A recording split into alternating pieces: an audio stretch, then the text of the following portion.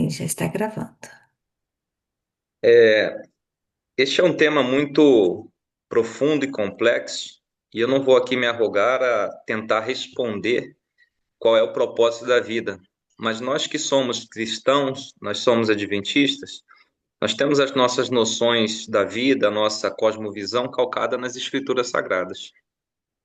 Então, nós vamos fazer essa reflexão com base aqui na Bíblia. Eu gostaria de convidar os irmãos a abrirem suas Bíblias no livro de Provérbios, capítulo 3. Meu áudio está bom? Está dando para me ouvir?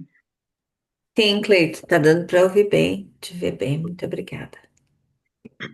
Provérbios capítulo 3. Eu vou adiantando a leitura aqui por conta do horário. Diz assim: Filho meu, verso 1, Provérbios 3:1. Filho meu, não te esqueças da minha lei, o teu coração guarde os meus mandamentos, porque eles aumentarão os teus dias e te acrescentarão anos de vida e paz. Não te desamparem a benignidade e a fidelidade. Ata-as ao teu pescoço, escreve-as na tábua do teu coração, e acharás graça e bom entendimento aos olhos de Deus e do homem. Então, nós temos aqui algumas promessas muito interessantes quando nós seguimos à risca as orientações claras e coerentes de Deus. É dito no verso 2 que se nós guardarmos a lei de Deus, não se esquecer da lei de Deus e guardarmos no coração, nós vamos ter dois benefícios. Nós vamos aumentar os nossos dias, e essa ideia é repetida, vão ser acrescentados anos, ou seja, nós vamos ter longevidade. Agora, nós não vamos viver muitos dias nesta terra de qualquer forma, porque é muito ruim viver com a saúde mental abalada, viver sob circunstâncias precárias, tanto do ponto de vista econômico quanto social e etc. Mas nós vamos viver com paz, ou seja, com tranquilidade. Isso quer dizer saúde emocional. Então, a promessa para Deus, de Deus para nós, se nós não nos esquecermos da lei e se nós guardarmos a lei no coração, é que nós vamos ter longevidade e uma longevidade com saúde emocional. Agora, o texto começa falando sobre duas áreas específicas do nosso cérebro, não é? Ele vai falar do hipocampo, onde nós temos o registro da memória. Ele fala: não te esqueças da minha lei. E vai falar do sistema límbico também, porque o coração aqui tem que ver com a mente, mas um aspecto específico da mente, não a área necessariamente do raciocínio lógico, não a área do juízo de valor, que é o lobo frontal. Está falando do coração no sentido de emoções, né? Eu acredito que alguém que esteja me escutando aqui nunca falou para o seu cônjuge, querido ou querida, eu te amo com toda a minha mente, né? Porque isso dá uma ideia meio que formal da coisa. Então, quando a Bíblia fala coração, embora esteja falando da mente, está falando do lado emocional. É óbvio que nós temos que ter uma compreensão racional da Bíblia, racional da lei, mas por que que Deus está falando que nós devemos nos afeiçoar pela lei? Vamos falar da questão do esquecimento. Nós podemos ter muitos prejuízos na vida quando nós nos esquecemos das coisas. Por exemplo, se você pega aqui no Brasil, né? Eu vou falar do Brasil. Se você pega uma via cuja velocidade máxima é 60 quilômetros por hora, e você está lá conversando, está no WhatsApp, e você por alguma razão se esquece da velocidade máxima daquela via, e quando se aproxima do radar, você ultrapassa aquele radar acima da velocidade porque você se esqueceu. Obviamente, você vai ter um grande prejuízo por conta disso. Não sei se todos ficaram sabendo, mas uma época no Rio de Janeiro, infelizmente, pais, não sei se foi um pai ou se foi uma mãe, deixou o seu bebezinho dentro do carro, fechou o carro e foi fazer alguma coisa no shopping, em alguma loja, e era uma época de verão, estava muito quente, e simplesmente esqueceu seu filho lá dentro. E quando voltou, infelizmente, a criança estava morta. E quando nós nos esquecemos das coisas, nós temos prejuízos financeiros, nós arranhamos relacionamentos, nós prejudicamos a nossa vida, perdemos oportunidades quando nós nos esquecemos. Eu poderia ter me esquecido de ter vindo aqui no Gol Six dessa manhã e não estaria com vocês aqui e talvez causaria algum prejuízo. Então, esquecer não é uma coisa boa. Agora, quando nós nos esquecemos da lei de Deus, aí sim nós prejudicamos todo o nosso contexto de vida. Por quê? Porque, de acordo com a passagem que lemos, nós vamos deixar de ter dois benefícios. Número um, longevidade. Número dois, saúde emocional. Então, nós temos que nos lembrar continuamente da lei. Agora, por que Deus quer que a gente guarde no coração? Porque Ele quer que a gente se afeiçoe pela lei de Deus. O problema dos fariseus é que eles tinham um conhecimento muito amplo, muito profundo da lei, porém era um conhecimento meramente racional. E isso os levava a viver uma formalidade na religião. Quantas pessoas você não conhece que se afastou da religião ou que foi empurrada para fora da religião por causa das nossas imposições intelectuais da lei? Por que Deus está falando que nós temos que amar a lei? Imagina só, se nós estivéssemos agora numa reunião ao vivo e tivéssemos todos juntos, e eu chegasse agora, se eu não me engano, deixa eu ver quantas pessoas tem aqui. Tem 49 pessoas aqui nos assistindo. 48, perdão. E se eu tivesse 48 pacotes de presentes, com um pacote bem embalado, lindo, bonito, e eu chegasse a cada um, colocasse a mão, desse um abraço, entregasse aquele pacote e fizesse isso com cada um. Somente o ato de ter feito isso não ia despertar naquele momento, no primeiro momento, um raciocínio. Ué, por que ele está fazendo isso? Será que ele quer? Será que ele tem algum interesse por detrás? Qual é o diâmetro dessa caixa? Será que o que tem ali vai me agradar ou não vai? Ou seja, o nosso raciocínio ele não vem imediatamente. O que vai acontecer é o sorriso vir nos lábios, é a alegria de ser lembrado, de ser valorizado, de estar recebendo um presente. Ok? É claro que o pensamento vem depois. Ah, eu não gostei desse presente, ou eu gostei, etc. Então, quando a gente se afeiçoa, e sem contar que isso vai gerar uma intimidade, isso vai gerar uma afeição pela pessoa que fez isso, né? Deus quer que a gente não tenha somente um conhecimento intelectual, mas Ele quer que a gente ame a lei, tenha alegria na lei, tenha felicidade na lei. Então, quando a gente tem essa felicidade na lei, e a gente não vai querer esquecer aquilo que nos traz felicidade, jamais, de forma alguma. A gente sempre vai trazer à memória aquilo que nos toca profundamente emocionalmente. Deus ele é muito esperto, ele é muito sábio, perdão, ele é muito sábio. Então, ele nos alcança e nos afeiçoa para que a gente possa ser atraído emocionalmente por ele, para que a gente possa devotar a ele a nossa cognição, a nossa memória e a nossa vida. E qual o resultado disso? Longevidade, saúde emocional. Ah, ok. Agora, a lei de Deus, ela é um reflexo do caráter de Deus. E a gente sabe que Deus é amor por essência. E não existe amor sem que a gente possa perceber o amor. Não adianta eu falar agora aqui que para as 48 pessoas que estão me ouvindo, olha, eu amo todos vocês. Não é difícil para mim falar isso. E não é difícil para vocês ouvirem e agora processar na mente o significado disso. Todos vamos compreender. Mas a pergunta é: será que de fato eu amo vocês? Então, vocês só vão perceber se eu amo vocês ou não se eu der provas disso. Então, isso vai implicar em ações. Então, um exemplo: eu falo para vocês, olha, eu amo a minha esposa. É a pessoa que eu mais amo neste mundo. Eu falei.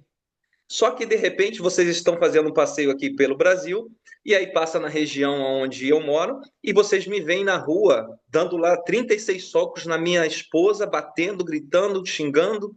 E aí vocês olham, ué, mas aquele mesmo rapaz que falou que ama, está tendo um comportamento agora contrário. Aí eu pergunto, o que que vai falar mais alto? As palavras que eu falei que a amo ou as minhas ações para com ela? Então vejam, o amor ele precisa ser expressado para ser visto, sentido e observado. E Jesus, quando a gente vê a vida de Jesus, Jesus ele veio refletir o caráter de Deus aqui nessa terra. Jesus veio expressar os princípios da lei e ele o fez através do seu serviço, um serviço abnegado, um serviço desprendido, um serviço desinteressado. Ele simplesmente servia, servia e servia. Então, quando nós internalizamos a lei de Deus e nós entendemos isso e não esquecemos e temos prazer no serviço, quando nós temos prazer em ajudar, quando nós temos prazer em beneficiar, quando nós temos prazer em suprir, em dedicar nosso tempo, nosso talento, nossa riqueza, nossos bens para servir as pessoas, isso vai ser convertido em nós, de acordo com o contexto bíblico, idade e em saúde emocional. Por quê? Neste processo, nós vamos estar liberando muitas substâncias importantes para o nosso organismo, como ocitocina, como dopamina, como endorfina, e essas substâncias, elas vão diminuir estresse oxidativo, elas vão nos dar uma sensação de tranquilidade, elas vão desativar o nosso sistema nervoso simpático que vive continuamente acessado no ciclo da adrenalina, nos deixando sempre em níveis de estresse, em níveis de ansiedade, em níveis de depressão, em níveis de problemas emocionais. Então, essas substâncias que são resultado de viver uma vida de serviço, alegre, feliz e contente, ela aumenta os nossos dias de vida. Isso nos traz saúde emocional. Agora, em contrapartida, por que que muita gente hoje está. É óbvio que são inúmeras as causas dos problemas emocionais, da depressão, da ansiedade, etc. Mas muitas pessoas não têm prazer no serviço. E quando eu falo serviço aqui, eu não estou falando de você anular a sua vida para você simplesmente assumir todas as demandas emocionais, sociais e das pessoas e viver com uma carga emocional tão pesada que você se anule e essa carga pesada ela vai repercutir no seu corpo, né, como uma fibromialgia, uma ansiedade, porque você simplesmente desistiu da vida só para viver em função do outro. Não estou falando sobre isso, porque isso não é prazer no serviço. Isso uma rotina impositória, tá? De escravagismo. Isso anula a personalidade da pessoa. Isso traz doença também. Eu estou falando daquele desejo natural de ajudar dentro das medidas da sua possibilidade e se desprender para isso, ok? Então, a maior parte das pessoas pode ter a sua ansiedade ou depressão ou angústia ou demandas emocionais por outras fontes, mas eu quero trazer uma consideração aqui. Nós, seres humanos, somos egoístas e nós nascemos com esse problema do egoísmo. E a criança, ela não tem a percepção ainda de que daquilo que é necessidade dela e daquilo que é desejo. Então a criança tem desejos e tem necessidade, mas ela não sabe distinguir uma coisa da outra. Infelizmente, muitas vezes nós pais também não sabemos distinguir se a criança está com uma necessidade ou se ela tem um desejo. Embora a criança não saiba falar ainda, ela já tem a habilidade de se comunicar. E ela vai gesticular, ela vai gritar, ela vai chorar. E sempre que ela chora, ela tem o seu desejo ou necessidade atendido. Muitas vezes a criança até consegue comer sozinha, mas aí ela chora e o pai vai lá e a alimenta, ou a mãe. Muitas vezes ela se envolve em algum problema, alguma dificuldade que ela poderia sair sozinha, mas ela chora e o pai ou a mãe vai lá e resolve. Sempre está resolvendo tudo para ela, sempre está resolvendo tudo para ela. Então ela começa a desenvolver uma noção, porque a criança ela é egocentrada. Ela acha que ela é o centro do universo e tudo que acontece de bom no mundo é responsabilidade dela, tudo que acontece de ruim no mundo também é responsabilidade dela. Essa é a forma como a criança enxerga a vida. Agora, quando ela chora e é atendida, ela chora e é atendida, vai se reforçando o comportamento. Bom, os meus pais servem e vivem em função de me poupar esforço.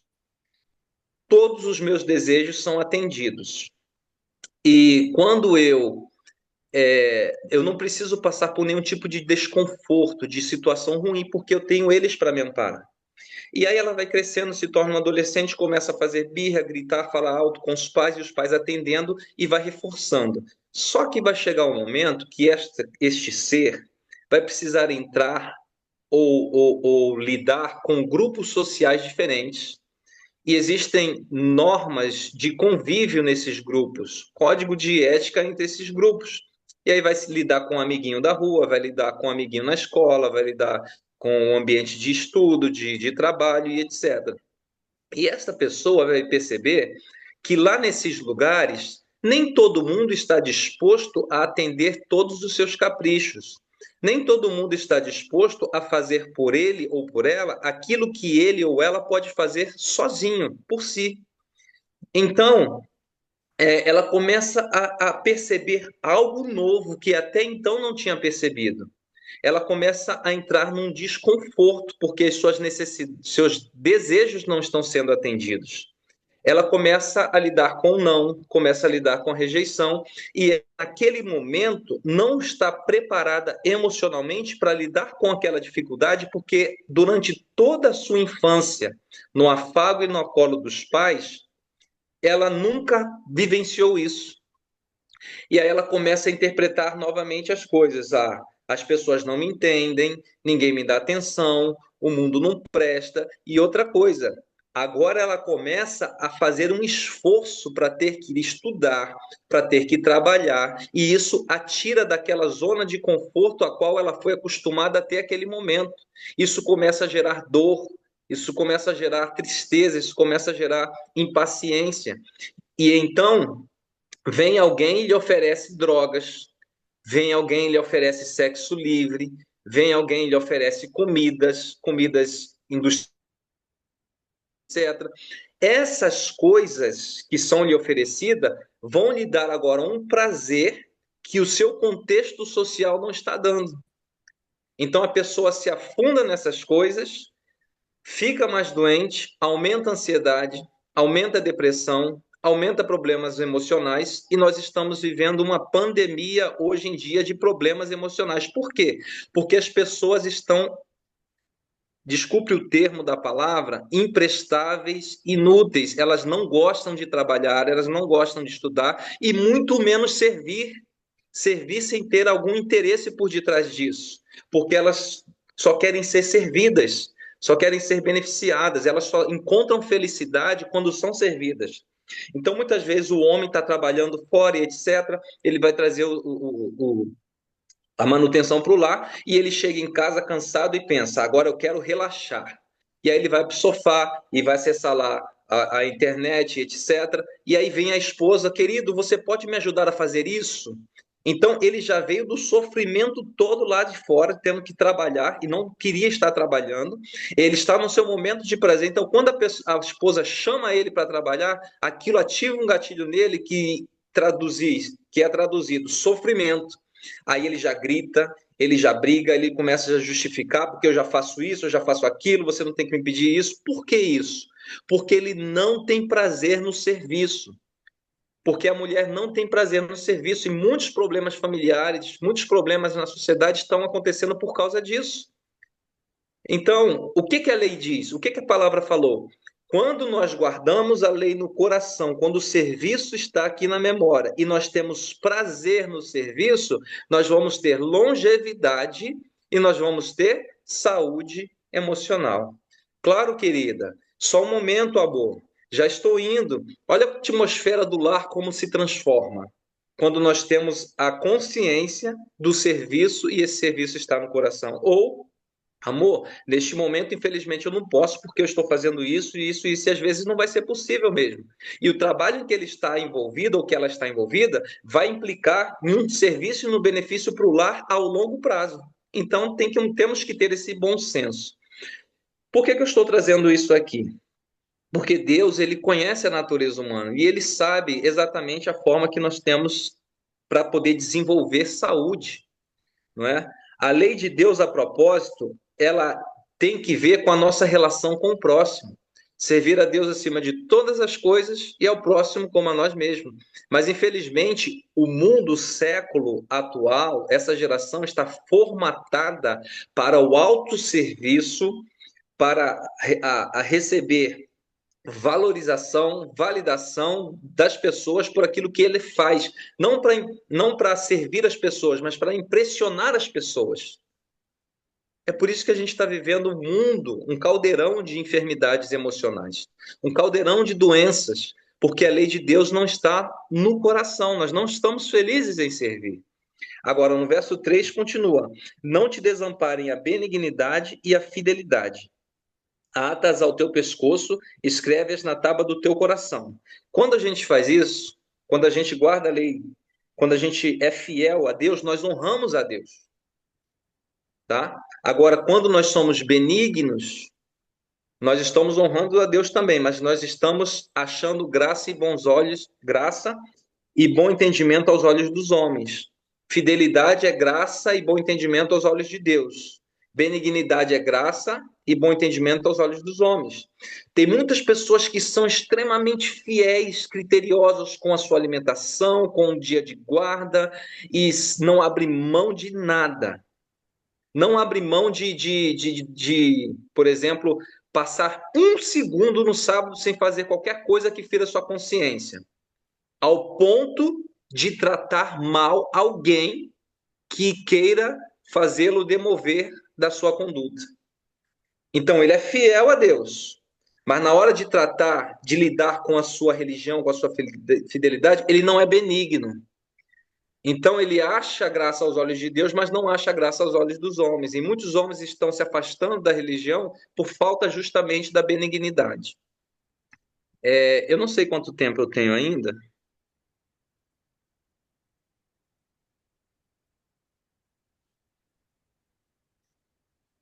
9 minutos? Ok. Vou tentar ser breve para mostrar um personagem bíblico que vivenciou isso na prática. Eu queria ler com vocês Segunda Crônicas, capítulo 34, a partir do verso 29. Nós conhecemos a história de Israel, período de altos e baixos do povo de Deus. O governo se dividiu em dois, Reino do Norte e Reino do Sul, e eles viveram flutuando entre a verdadeira adoração e a quebra da aliança, buscando adoração com outros deuses. O Reino do Norte rapidamente foi disperso pela Síria, e o Reino do Sul ainda sobreviveu por um período a mais. Infelizmente, foram mais períodos de apostasia do que de fidelidade. Mas o rei Josias foi um bom rei, se converteu, e ele promoveu a festa da Páscoa, ele promoveu reavivamentos e reformas, estava empreendendo a construção do templo. Nesse momento, ele encontrou o livro da lei. E quando ele encontrou o livro da lei, ele fez uma santa convocação. E no verso 29 diz assim: então o rei mandou reunir todos os anciãos de Judá e Jerusalém. E o rei subiu à casa do Senhor, com todos os homens de Judá e os habitantes de Jerusalém, e os sacerdotes e os levitas e todo o povo, desde o maior até o menor. E ele leu aos ouvidos deles todas as palavras do livro da aliança, que for achado na casa do Senhor. Ou seja, o livro da lei de Deuteronômio, onde tinha a lei do Senhor. E no verso 31 ele diz assim: e pôs-se o rei em pé em seu lugar e fez aliança perante o Senhor para seguirem ao Senhor e para guardar os seus mandamentos e os seus testemunhos e os seus estatutos com todo o seu coração. e com toda a sua alma, cumprindo as palavras da aliança que estão escritas naquele livro. E veja, quem estava ali presente era o povo que estava voltando à aliança com Deus. Foi um momento de grande revivamento, foi uma pregação maravilhosa, muitos se compadeceram e voltaram ao Senhor. Esse ano foi o ano 622. Eu quero ler, antes de continuar o raciocínio, dois textos do Espírito.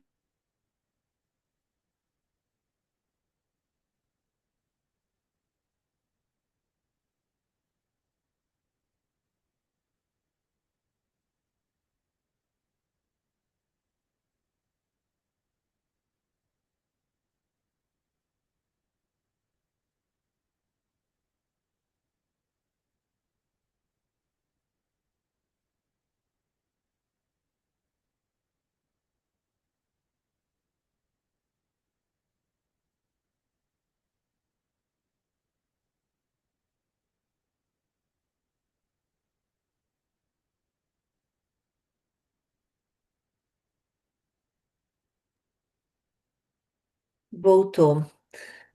Ah, nós ficamos um pouquinho sem você aqui, Clayton, mas voltou agora. Voltou, né? Ok. Tudo bem. Amém. Segunda citação, depois eu posso passar o PowerPoint, tá? Se vocês quiserem. Por favor, obrigada. Daniel tinha apenas 18 anos quando foi levado a uma corte pagã, a serviço do rei de Babilônia. Então, numa citação, ela fala que ele tinha 18 anos, mas quando ele foi levado à corte para servir, ou seja, depois do seu período de curso de 3 anos na faculdade em Babilônia. Então, se ele chegou lá com 18 anos, voltando 3 anos atrás, ele tinha 15 anos. E a gente sabe que a contagem no período antes de Cristo é decrescente, né? Ou seja, o ano era 606 quando Daniel chegou em Babilônia. No próximo ano era 605 e assim sucessivamente. Então, voltando 15 anos atrás, a gente chega ao ano 620 antes de Cristo. 2 anos atrás foi a reforma de Josias. Os pais de Daniel estavam ali e foram profundamente impactados com essa reforma. Um ano depois, sua mãe engravida, um ano depois nasce Daniel. E Daniel já nasce nesse contexto de revivamento e reforma e foi educado com os princípios da verdadeira educação. Ele aprendeu a amar a lei de Deus. Então, Daniel, ele preferia certamente um volume dos cinco livros do Pentateuco do que um PlayStation. Ele não tinha uma conta no Netflix, ele não tinha uma conta no Instagram, ele era um jovem dedicado, era um jovem amoroso. Enquanto ele estava ajudando sua mãe a lavar a louça, a sua mãe estava contando das grandes histórias dos heróis de Israel e ele ficava cada vez mais empolgado com aquilo. Enquanto ele estava ajudando seu pai a cortar as gramas, seu pai estava falando dos detalhes, do significado de todos os símbolos que estavam empregados nos serviços diário e anual do santuário. Então ele foi vivenciando a fé, vivenciando a religião, e não só isso, ele foi vivenciando a religião na prática. Ele era um jovem disposto, um jovem de fibra, um jovem que era útil para seus pais, para seus vizinhos, para seus amigos, e ele tinha essa alegria. Quando Nabucodonosor conquista o Egito, na Batalha de Cárquemes, e passa por Babilônia, ele passa ali para levar, para subjugar Babilônia, perdão, para subjugar Jerusalém, e leva alguns jovens com ele. E ele então fala para Aspenaz: Aspenaz, você sabe que eu vou ser o maior rei que este mundo já teve. Eu estou montando um grande império. Eu preciso voltar para minha casa rápido porque o meu pai morreu. Se eu não voltar, os usurpadores vão tomar o trono. Então você vai passar um questionário aqui em Jerusalém. Você vai fazer uma triagem com os melhores jovens, vai levar os mais capacitados, os mais inteligentes, os mais competentes, porque eles precisam me servir. Vão me assessorar ali, me dando ideias e planos para saber como eu posso ampliar o meu reino em termos de fronteira e de maneira econômica. E aí Aspenaz chega para Daniel e fala: garoto, arruma suas malas que você agora está indo para Babilônia. Vamos embora. Imagina se ele tivesse 15 anos e neste curto espaço de tempo ele começa a empilhar traumas. Primeira coisa, ele sairia do vínculo do seu lar. A comidinha que ele gostava de comer, feita pela mãe, os encontros de final de semana, depois dos cultos na igreja, ele não ia ter mais essas coisas. Quem ia contar as historinhas para ele dormir depois que ele para ele dormir quando ele estivesse à beira da cama? Ele não estaria mais com sua mãe, não estaria mais com seu pai, ele foi arrancado do círculo familiar. Ele foi removido também do ambiente eclesiástico. Ele certamente gostava de ir para a igreja sábado de manhã, ele tinha os seus louvores especiais, os seus pregadores oficiais, ele gostava muito de determinados pregadores, mas ele nunca mais iria ouvir um sermão, ele nunca mais iria ver sua mãe e ver o seu pai. Ele não podia mais estar num ambiente de culto. E a gente sabe que a igreja é um lugar muito, muito especial, onde a gente se encontra com Deus, onde a gente ouve a palavra, onde a gente cria vínculo e desenvolve nossas faculdades. Muitos aprendem a falar, se comunicar, se desenvolver. Muitas pessoas saem da igreja com a profissão definida porque aprendeu isso na igreja. Daniel sai dali para ir para um ambiente pagão, só iria haver festividades pagãs, carnaval, festas mundanas, deuses pagãos, ele ia perder aquele vínculo. Além disso, o curso que ele queria, provavelmente ele queria ser um teólogo, um mestre de teologia, mas ele precisava ir estudar numa faculdade que ele não se matriculou, que ele não queria, ele ia estudar um monte de matérias chatas, ruins. E sabe quando a gente vai estudar na faculdade, tem aquelas matérias. Eu acho que o esquema acadêmico aí nos Estados Unidos é diferente, você escolhe a matéria, mas aqui no Brasil não, eles empurram um monte de matéria ruim que não tem nada a ver com o curso e é chato fazer aquilo. Mas Daniel fez cada uma com proficiência e Nabucodonosor, que foi o presidente da banca, pôde atestar a proficiência daquele jovem em todas as matérias ao final do curso, sem reclamar, sem murmurar. E além disso, e além disso, o que era muito especial para um judeu era se casar, ter filho e ver a sua posteridade para que o seu nome pudesse estender-se. Ele foi eunuco, não se casou, e agora estava longe do lar, longe do ambiente de igreja, não escolheu o curso que ele queria, ia arrumar um trabalho que ele não queria fazer, e ele não teria uma família. É muito trauma para uma criança de 15 anos lidar. E geralmente, quando a gente está em sofrimento, como a gente está em dor, o nosso inconsciente ele começa a desenvolver mecanismos de defesa para nos fazer escapar daquela dor. E um dos mecanismos de defesa é justamente comer. A gente quer comer para esquecer a frustração. E quando Daniel estava empilhado de traumas, quando ele soube que iria comer a melhor refeição do melhor fast food do mundo, ele decide não comer. Por que, que ele não comeu? Porque o que estava em jogo ali não era sua família, não era sua igreja, não era sua própria vida, era a honra do seu Deus. E ele aprendeu e ele não esqueceu, as dores e as dificuldades e os traumas não foram suficientes para fazê-lo esquecer de que da lei de Deus no coração. Ele deveria honrar a Deus acima de todas as coisas e comer aquela comida, por implicação, ele iria prestar adoração a outros deuses e ele foi firme. Mas o melhor é que quando ele vai falar com Aspenaz, o texto de Daniel fala o seguinte, Daniel 1, o último texto que a gente vai ler rapidamente. Daniel 1, verso 9. Estou chegando lá. Só mais um minutinho, um pouquinho de paciência. Daniel 1, 9. Diz assim, ó. Ora, Deus fez com que Daniel achasse graça e misericórdia diante dos chefes dos eunucos. Gente, Daniel fez amizade com Aspenaz. Então imagina, se nesse grupo aqui tivesse uma comissão que definisse as normativas do grupo e fosse decidido que uma pessoa não ia mais participar do grupo. Só que nessa comissão é designado uma pessoa para dar a mensagem. Aí suponhamos que a Rose vai chegar para a pessoa e falar: olha, a partir de hoje, infelizmente, você não pode mais participar do grupo. Não foi uma mensagem que a Rose decidiu, foi um grupo. Mas quem deu a mensagem foi a Rose. E a pessoa que recebe essa mensagem, ela vai ficar com raiva do grupo ou ficar com raiva da Rose? Da Rose. Então, Aspenaz foi aquele que foi lá pegar Daniel e arrancar Daniel da sua família. E, gente, Daniel não mandou uma mensagem para Aspenaz pelo WhatsApp e Aspenaz ficou um dia sem responder. Daniel não emprestou um dinheiro para Aspenaz e Aspenaz lhe deu um calote. Aspenaz tirou a vida de Daniel, acabou com seus sonhos, acabou com seus objetivos. Só que durante aquele um mês que Daniel estava andando com correntes nos pés ao lado de Aspenaz, ele estava conversando com Aspenaz. E as penais, como é que é Babilônia? O que vocês costumam fazer lá no final de semana? Como que você, qual é o seu estilo de adoração? Vocês cantam louvores e etc. Foi feita uma amizade de tal maneira. Por quê? Porque Daniel achou bom graça diante de Deus por ser fiel a Deus e achou bom graça diante de Aspenaz por ser benigno. Porque o compromisso de Daniel não era com os homens.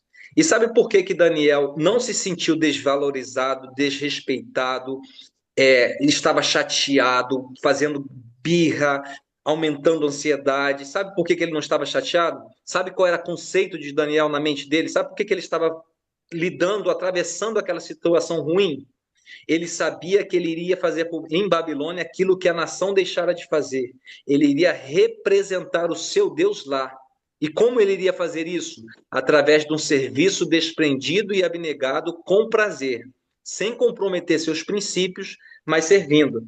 E quando Gabriel vem visitar Daniel no capítulo 9, Daniel fala assim: Gabriel fala assim: Daniel, você é muito amado no céu.